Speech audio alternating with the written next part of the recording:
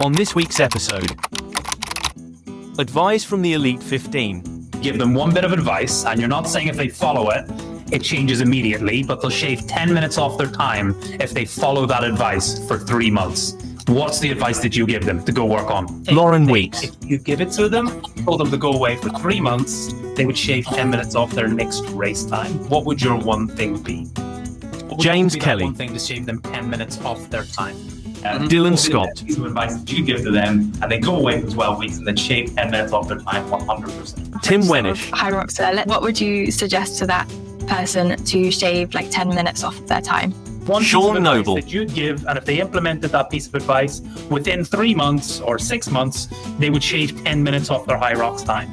Jon Wynn. For the audience, if you could give them one piece of advice to shave 10 minutes off their time, just do this, and it may take X amount of time, but that'll shave 10 minutes off your time. Hidde One Weersma. thing to go away and work on. They can do it for 3 months. It's not an overnight change, and they'll shave 10 minutes off their next race. What would you advise them?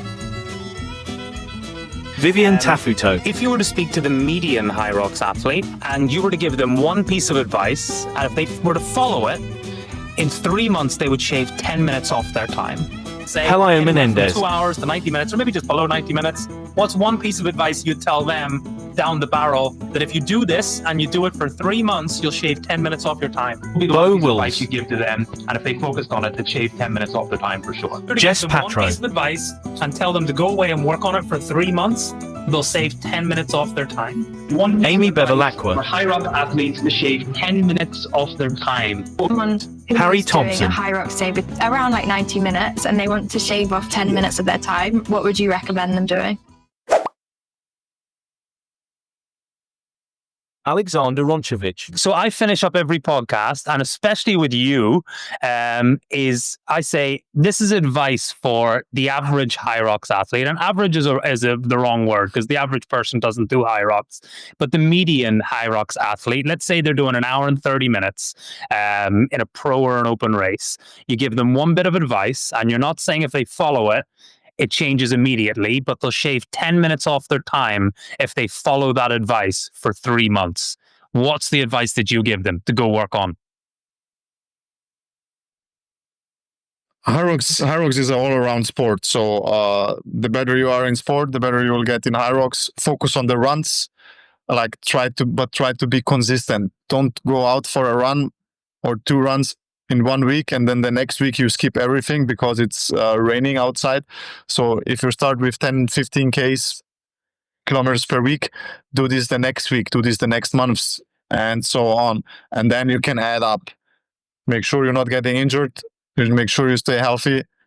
Be consistent in what you do, and then over time you will improve. But yeah, mainly focus on the runs and know the movement standards. Gotcha. Awesome. Lauren Weeks. Okay, and then the last part of this question is for, the average is the wrong word. So let's say the median HYROX athlete, someone that's in an hour, 30 minutes to 2 hours. One thing, if you give it to them, told them to go away for 3 months, they would shave 10 minutes off their next race time. What would your one thing be? First, I would say don't ever put a time I want to take X amount of time off of my time, because you're either one, going to sell yourself short, or two, you're setting yourself up for disappointment. It's going to be one of the two. Progress is progress, however much time that progress is. So this is really, it's going to be kind of depending on where you're coming from. And a lot of the people I know are coming from a more CrossFit or strength bias background, in which case they need to work on their endurance work. And while our sport is mostly running, and I do encourage you to continue building time on feet, running is also where injury is most prevalent. That's where you see the most amount of injuries in sport is in running. So you need to be careful with that. So I would add time on feet, but systematically, and add specific amount endurance time based off of what you're already doing, and not all of it is running. So running, and then maybe you want to keep, say you want to go move for an hour. Maybe running for an hour is too much for you and you're likely to have some sort of tendon ligament injury. Run for a half hour and try and as quickly transition as possible onto something like a bike or an elliptical to be able to like reach whatever that time goal of movement is.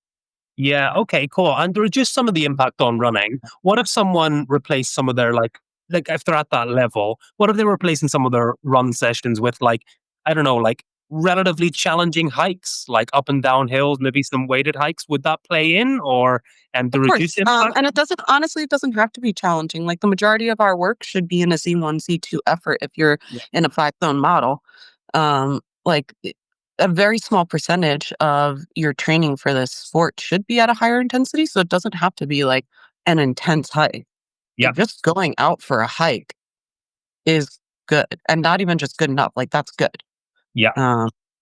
It's just like the elevated heart rate. And you're going to have an elevated heart rate with movement. Okay. Especially because that's uphill. Yeah, I absolutely love that. So more time on feet, but it obviously just depends on what background you come from. Working on your strength and endurance if coming from a slightly different background too. James Kelly. And then the last one that we ask everyone is, we're thinking more so about athletes. This is just estimates, but 90 minutes to around about 2 hours, maybe just above. What's the one thing that you could tell them? And if they implemented that one thing and they had 3 months to implement it, what would be that one thing to shave them 10 minutes off their time? Run and run and then run again. Not fast. It's all about making sure that you can sustain the time domain on your feet. So make sure that if you're starting from lack of training or not much training, the number one thing you need to do as many times a week as you can is get out there and run, or get out there on your feet for 90 minutes to 2 hours at a time. That's the most important thing. The pace doesn't matter. Pace doesn't matter. Even us who are trying to do a HYROX in 53 minutes, right, or 55 minutes that I did in Hong Kong, we are in the aerobic state for all of that. Everyone is, it's aerobic.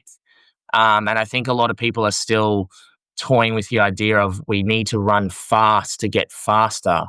Well, you need to make sure that you've built up the base and the foundation aerobically before you do anything else. Okay, there we go. So run. Dylan Scott. Second part of that question is one piece of advice to help athletes. When I say athletes, I'm thinking more the community athletes. Let's say their best time so far is 90 minutes. What would be the best piece of advice that you give to them? And they go away for 12 weeks and then shave 10 minutes off their time 100%. I would say I want you to spend more time on the rower, and I want you to run a little more. Those are the two things I want you to do. I want you to develop the muscular endurance and aerobic capacity that you get from rowing.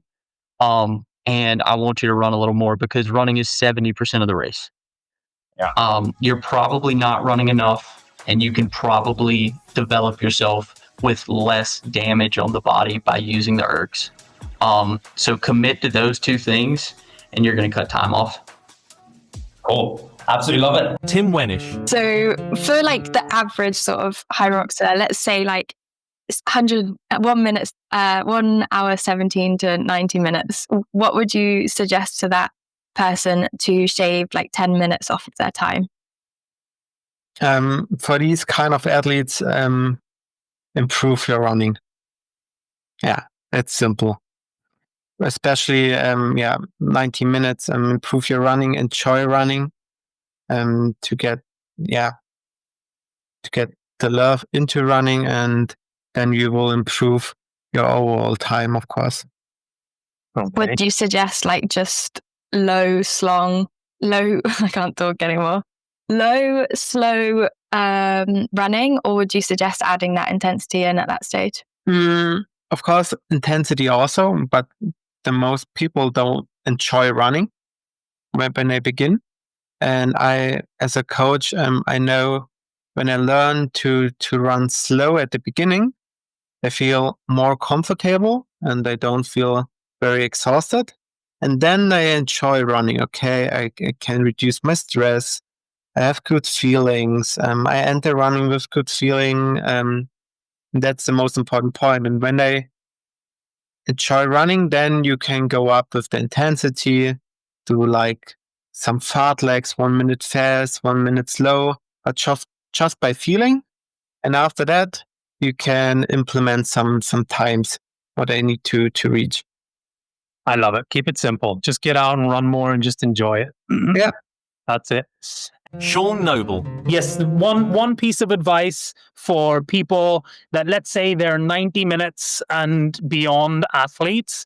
One piece of advice that you'd give, and if they implemented that piece of advice within 3 months or 6 months, they would shave 10 minutes off their HYROX time. Lactate threshold training. That's it. Simple. Train at lactate threshold or just faster. So what people do is they go into sessions and they're training these EMOM kind of sessions. They're destroying their central nervous system. They do back-to-back really difficult sessions and then they're off. The quality of their runs, they're bad. What you should do is you should do more. In my opinion, this sport is suited towards more volume, but at lower intensity. And then you should do, say, maybe 2 days a week at intensity. And what I mean by intensity is at threshold. So if you get your lactate threshold on a run, say your lactate threshold is, 4 minutes per kilometer. If you do your intervals at 3:30, if you're destroying the mitochondria in your legs, it's counterproductive. You're going way too fast. You need to be doing it just a little bit faster than your lactate threshold. And over time, your body gets more efficient. And after 3 months, you're going to find that 4 minute kilometer pace is no longer a lactate threshold. It's gone down by 10 seconds. And that's the way it is.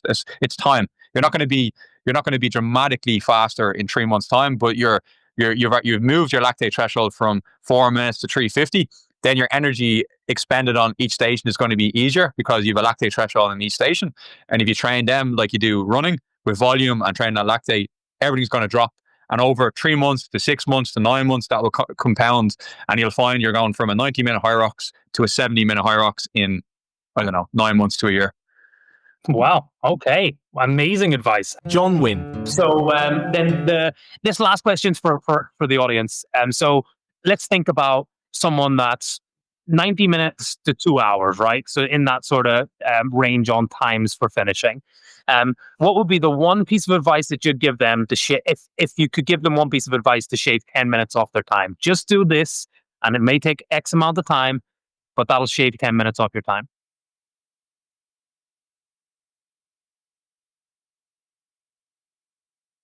I would say there's sort of two things. I would say learn to go longer, slower, and then once you do that, learn to live at threshold. Okay. Basically, that's what I do. I can stay at threshold for a very, very long time, and that's what makes me good at this sport. So learn to go longer, slower, and then learn to live at threshold. Yeah, I think some of the challenges they face is most people get introduced to HYROX like through a group fitness class, and they go there 2 or 3 times a week. And for them to make them classes interesting, they have to have all the bells and whistles and ski erg, the road, da-da-da-da-da. But they couldn't put you on a treadmill for an hour because no one would ever go back, right? So I think that's really good advice. Outside of your classes, go and do your long, slow runs. And then when you get a good base there, then start to look at the more pointy end of the spear. So I think that's really, really good advice. Hidde Weersma. So take the median athlete from all HYROX performances, who might be doing, let's say, 90 minutes or slightly above.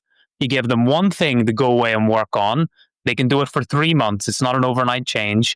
And they'll shave 10 minutes off their next race. What would you advise them? For the median athlete. Oh, I'm going to think about this for a minute. Yeah, and that's also the coach in me, because there are so many things. Like I'm now wondering, like how is the training history of this athlete? How many years a week does he or she train? This, that. But let's just say for the median athlete, I think also when we look at the elites, they are running, cycling, strength, this, that. But the same as like what we talked about with the ratio of training. Once that goes a little bit down, then you should make it more specific. So my tip would be like don't look too much at the elites and try to copy that into like condensed version, smaller segment. I don't know if that's proper English. Condensed. But do a lot of specific work, and I would also say just really look at your strengths and weaknesses and make like one training session out of that, and just try to make little progressions, but really little progressions just every week. Just copy the training sessions, do it every week, but make really small changes. So 1 week you can say like, okay, I'm going to try to make it 10% longer, so you increase the volume. Or the other week you can say, okay, within the training sessions I do have a couple moments of rest, and in the week after I'm going to try to make that rest 10 seconds shorter, just stuff like that. But I'm a really big fan of just that type of training sessions where you start with something and then you make little progressions over time, and maybe at the moment itself it sometimes feels that you're not going quickly enough. But if you can do that for 3 months straight, so that's like 12 weeks, then you can make really big progression. 1% a day there is almost 100% in 3 months. Exactly. So even if you could do that twice a week, 1%, then you already have really, really good results. Yeah, that's awesome. Vivian Tafuto. And then how I always finish off is the final question for the audience. And the question that I ask is, if you were to speak to the median HYROX athlete, let's just say someone that's doing like 90 minutes or more, and you were to give them one piece of advice, and if they were to follow it, in 3 months, they would shave 10 minutes off their time. So they've got some time to work on it. What would your advice be? Everyone's is very different. Yeah, I think most of the time I pretty much tell people they need to run. How important the running thing is. One of the things that really helped me, I mean, I'm at 28 minutes cut off my first HYROX time to now. So wow. So one of the things that helped me when I listen to less podcasts now, but I used to really listen and try to understand the secrets, is run a lot, but run really slow. Lauren Weeks, this helped me so much when I heard it from Lauren Weeks, is like how slow most of her runs and how slow most of my runs are now. I have a few targeted runs a week that are like for pace, nothing crazy, but if I'm not running a running workout, I am running above 10-minute pace most of the time. Like, just enjoy running. Like, go for a run. If it's not enjoyable, you're running too fast. Just try to get in more volume by running easy, I would say is my advice. And it makes things fun. Like, you don't have to, like, even for me, I don't have to be running 8-minute, 7-minute pace like all the time. So like as an easy run, that's not an easy run. So that would probably be my biggest thing. Yeah, it's fascinating. It really is. So the founder, or not the founder, the person who identified that philosophy was a gentleman called Arthur Lydiard, who was a famous New Zealand Olympian. And he was the first to really say that most endurance athletes should spend 90% of all of their training at like level zone 1, zone 2, and then like the very high level of like zone 5, less than 1% of all training should be at that, and the remainder is within that top 10%. That's very extreme if you're a professional athlete and you have 20 to 30 hours. Like, obviously those percentages will drop if you have less time to train, because you'll need some more intensity. But Arthur Lydiard is the person that really founded that. So if you haven't read any of his works, go check it out. It's fascinating. It really is. Yeah, I'm like the least educated person on the actual science and stuff. Like, it's terrible. I'm like, okay. I'm like, Anthony, what do I do? Well, studies say this. Okay, cool. I'm not going to read them. So thank you for the summary.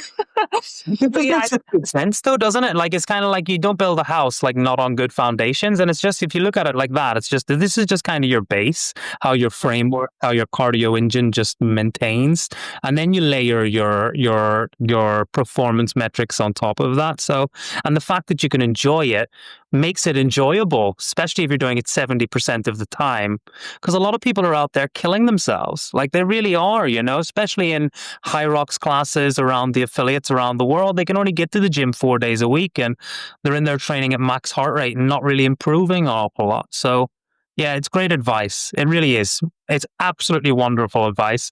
Pelayo Menendez. Okay, cool. The last part of this question is this is for intermediate athletes, let's say anywhere from 2 hours to 90 minutes, or maybe just below 90 minutes. What's one piece of advice you'd tell them down the barrel that if you do this and you do it for 3 months, you'll shave 10 minutes off your time? Work on technique and efficiency of the stations. Many people lack of like a good technique on the stations that they will spend so much energy then they cannot run, they cannot.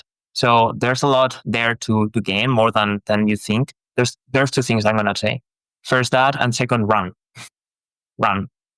That's the key.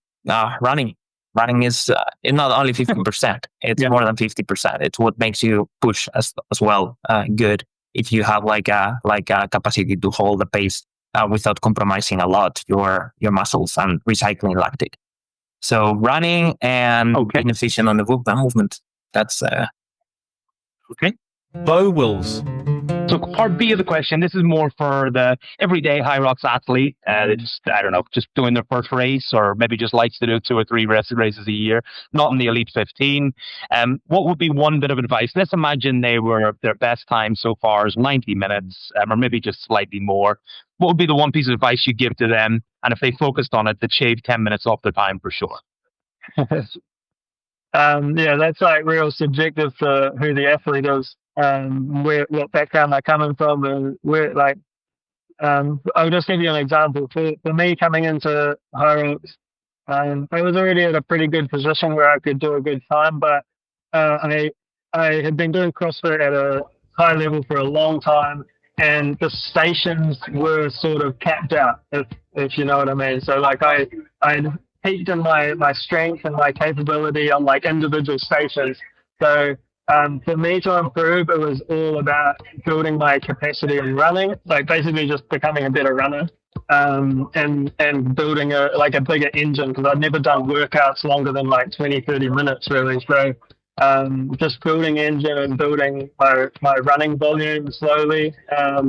And that's where I dropped all my time, is just, and that's for me. And then you got to look at it like that for you as an individual at whatever level you're at. Like what am I good at? Where do I think I can make the most progress? You know, like if you think, I think I could spend 3 months and put 2 kilos on my back squat, but if I spend 3 months more focusing on running, I can drop 2 minutes off my 5K. Then obviously like go lean into the route that's going to give you the biggest jump in performance. Yeah. But you still need all of it, you know, like maintenance on the strength and push the boundaries on the running, or vice versa. If you're coming from more of a triathlete or like a marathon runner, you want to come and do HYROX, then you'll need to switch it around. You're not going to get any faster at running, but you need to learn how to do compromised running. So in and out of stations with your running, you need to just build some muscle mass and abilities on the strength components. Jess Pettrow. And then the last question of the bonus round is for the I don't want to say average, it's not the right word, the median HYROX athlete that's maybe doing somewhere from 90 minutes to maybe 2 hours. And if you were to give them one piece of advice and tell them to go away and work on it for 3 months, they'll save 10 minutes off their time. What would be the one piece of advice that you would give them? I think obviously I believe that your running efficiency and how well you can run in a HYROX is, particularly if you're running at that time frame, 2 hours to an hour and a half, is going to really save you a lot of time, particularly also in the rock zone as well. Like if you can get efficient in your running to where you're comfortable running in and out of the rock zone, I feel like you could probably save 10 minutes just there. Yeah, I have a client, he's done one HYROX and I think he did an hour 58. He's been training. I've been coaching him, so he's going to be doing his second HYROX in Vegas. And his goal, I think he's looking to shave like 20 to 30 minutes off. So I'll get back to you on whether I might have the answer. Running efficiency might improve it. Yeah. That's amazing. Yeah, because I think what a lot of the athletes forget is that it's not an 8K race. It's a 8.8K race, isn't it? Including the time traveled within the rock zone. And they don't not 0.8K, or you use it as a rest stop, it still bleeds into the total time. A lot of people forget that. So they do at those levels, you know? Yeah. And also the fact, like I try and tell all my clients too, like, you know, yeah, if you're not just going to run 8.7K, like you're on your feet for 90 minutes to 2 hours. So it's like you need to get used to that in your training as well. Yeah. Duration. Yeah, no, 100%. Okay, listen, that's great. And that's the first person that's actually said that is focus on your transitions. I came from doing 5 years of Ironman, and like, to be honest, most of it was just trying to, you know, just getting your socks on quicker, getting on your bike quicker, and getting back out there, getting your wetsuit off. It's very useful. So yeah, I really appreciate that answer.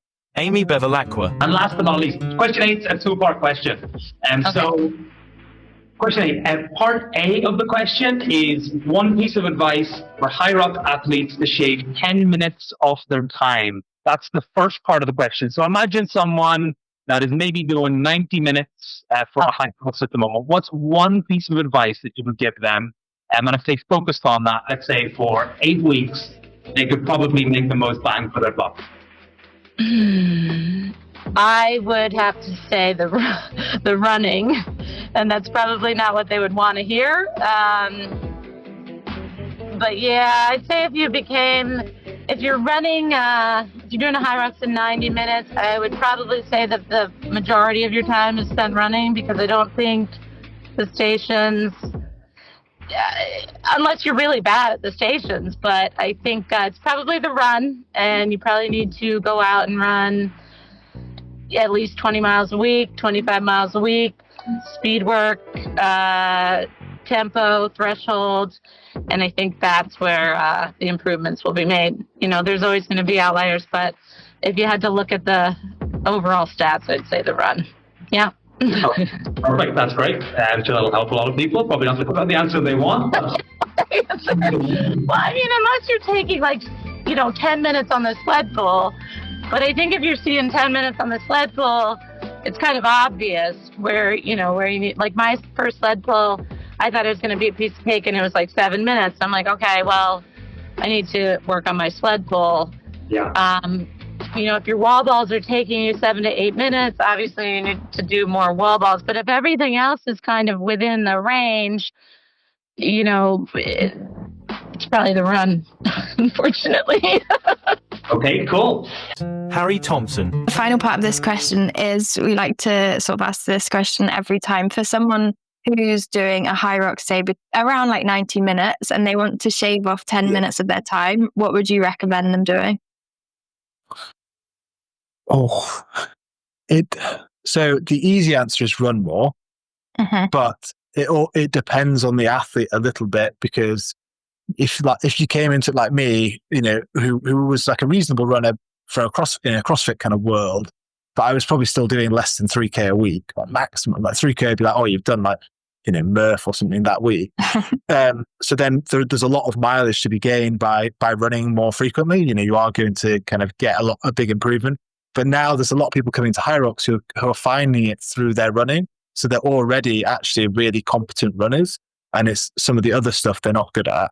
And if for that type of individual, and I think of this with some of the female clients at the gym that I coach at the moment, is I sort of think a lot of them are actually really good runners. They can run a 5K under 30 minutes. They're well above average, relative to the population, but they maybe don't squat at all in their week. So I'd actually say adding some kind of basic squatting and getting that really dialed in, just so like you move well, you build some strength in those muscles. It's a compound lift, so you're getting the benefits sort of all around your body, not just in your legs. Would yield some really good results. So kind of, sorry, 2 answers, but yeah, run more if running's not your thing, but if running is, squat more.